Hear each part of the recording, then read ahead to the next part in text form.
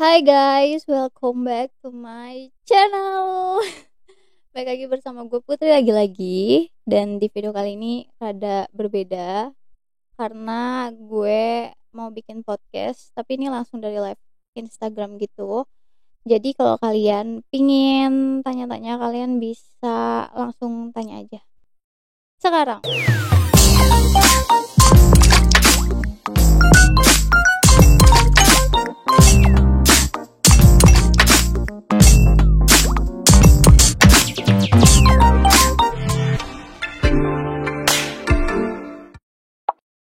Kaput kalau cari konflik yang beda dari cerita lain gimana ya? Kenapa harus beda kalau selera pasarnya tuh begitu gitu? Aku suka bingung deh. Maksudnya kan kalian bisa buka Wattpad, terus kalian ngecek ranking fiksi remaja, romance, religi. Kalian di situ bisa lihat mayoritas cerita yang ranking atas itu kayak gimana. Ya kayak gitu semua. Kenapa harus cari ide yang beda dari yang lain kalau selera pasarnya kayak gitu? Jadi kalau kalian pengen banyak dibaca, ya kalian ikutin selera pasarnya dong. Kalau sekarang lagi zaman geng-gengan, ya ikutin geng-gengan. Kalau sekarang lagi zamannya cowok dingin ketemu cewek aktif, ikutin kayak gitu. Kalau lagi zamannya CEO-an, ya ikutin kayak gitu. Konflik yang beda dari cerita yang lain itu susah banget didapetinnya. Itu tuh kayak lu butuh baca semua novel baru lu tahu itu beda dari yang lain gitu. Gimana kita bisa ngejudge cerita itu beda dari cerita yang lain kalau kita belum baca semua cerita yang ada di muka bumi ini? Nggak ada yang ngejamin konflik itu tuh beda dari cerita yang lainnya nggak sih? Jadi kenapa harus pusing-pusing mikirin konflik yang beda dari yang lain yang ternyata tidak ada bedanya? Mending langsung aja bikin cerita yang lagi hits sekarang-sekarang gitu. Kaput nyangka nggak sih bisa sampai saat ini? Nyangka nggak nyangka sih, karena dulu waktu kecil gue selalu bercita-cita untuk jadi orang yang sukses. Iya. Jadi pas sekarang sukses, ya tidak begitu kaget gitu. Cuman gue nggak menyangka caranya akan seperti ini gitu. Karena nulis tuh kayak cita-cita yang udah lama gue lupain gitu. Terus tiba-tiba gue kok jadi penulis di saat gue lagi udah nggak pengen lagi jadi penulis gitu. Yang lebih nggak nyangka itu lebih ke situnya sih dibanding kayak suksesnya gitu. Karena kayak kalau sukses tuh kayak gue percaya gue bakal jadi orang sukses di masa depan gitu. Bagaimanapun caranya. Cuma ketika sukses di dunia yang kayak gini tuh aneh gitu. Kaput gimana sih cara kaput buat bisa ngatasin kata-kata yang nyakitin dan anggap itu sebagai saran buat lebih baik? Aku nggak pernah nganggap komentar-komentar di cerita aku itu sebagai kritikan gitu. Pokoknya setiap ada yang kayak nulis komentar kayak aku nggak setuju ceritanya tuh jelek banget, apa sih ceritanya nggak jelas banget, mendingan diperbaiki deh ininya ini tuh nggak relate banget gitu.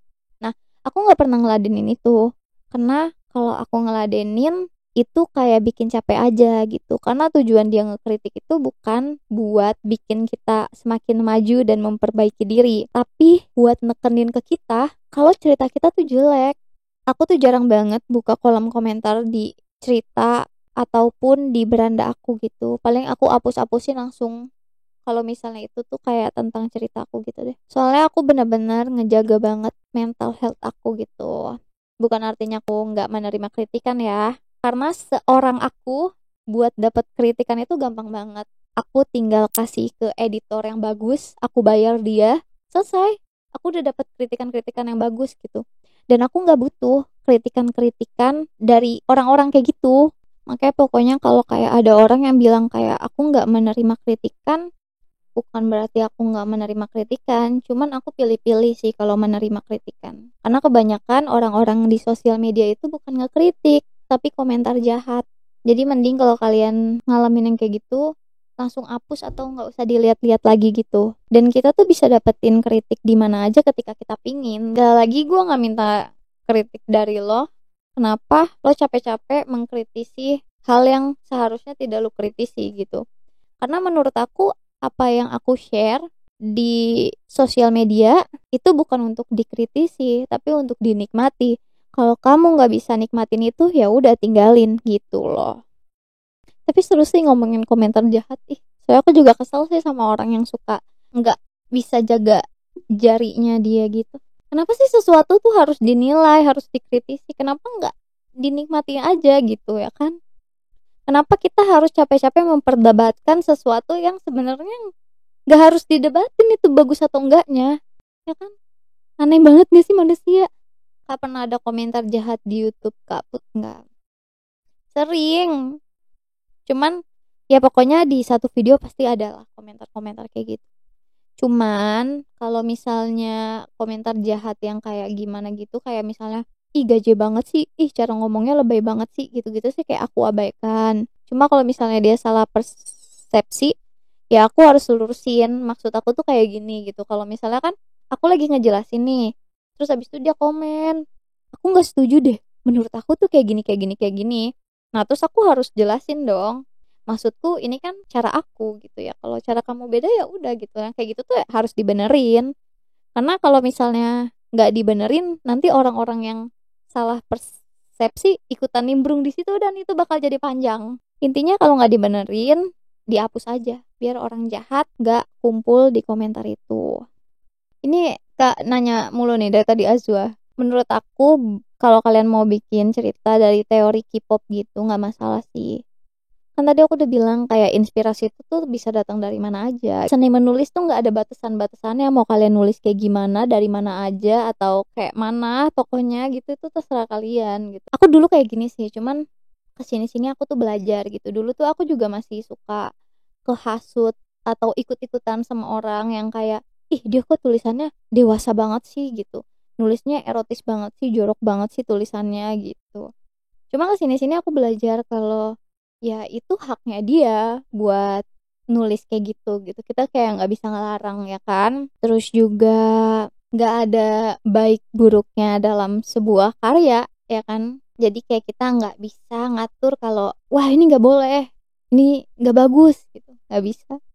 Seni tuh kayak nggak ada batasannya gitu ya nggak sih. Kayak orang tuh bebas mengekspresikan dirinya, jangan takut sama pandangan orang karena nggak ada yang benar, itu tuh cuma pandangan mereka aja. Baik buruknya tuh cuma perspektif aja. Kayak aku mungkin jelek di mata si A, tapi buat B sampai Z aku itu baik gitu. Sama kayak tulisan kalian, mungkin aja tulisan kalian itu jelek di mata si A, B sampai C, tapi mungkin aja di mata D sampai Z itu ya tulisan kalian bagus gitu. Tapi sering banget dipandang rendah karena view sedikit. Dipandang rendah sama siapa sih anjir? Di mata Tuhan tuh kita semua sama, Cie.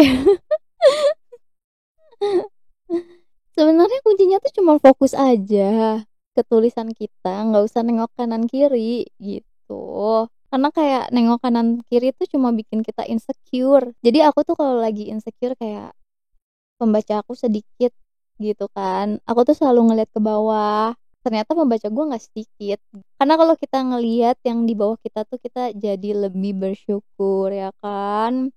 Jadi jangan ngelihat ke atas terus yang kayak aduh kok gue nggak bisa kayak dia ya, aduh kok dia sebulan view-nya udah 1 juta ya gitu. Nggak semua orang hokinya sama. Nulis di Wattpad tuh nggak tentang kemampuan atau skill gitu, jadi kalian nggak bisa nyalahin ini orang tulisannya lebih jelek daripada gue, kok view pembaca dia lebih banyak ya. Kalian nggak bisa nyalain itu tuh hoki-hokian gitu.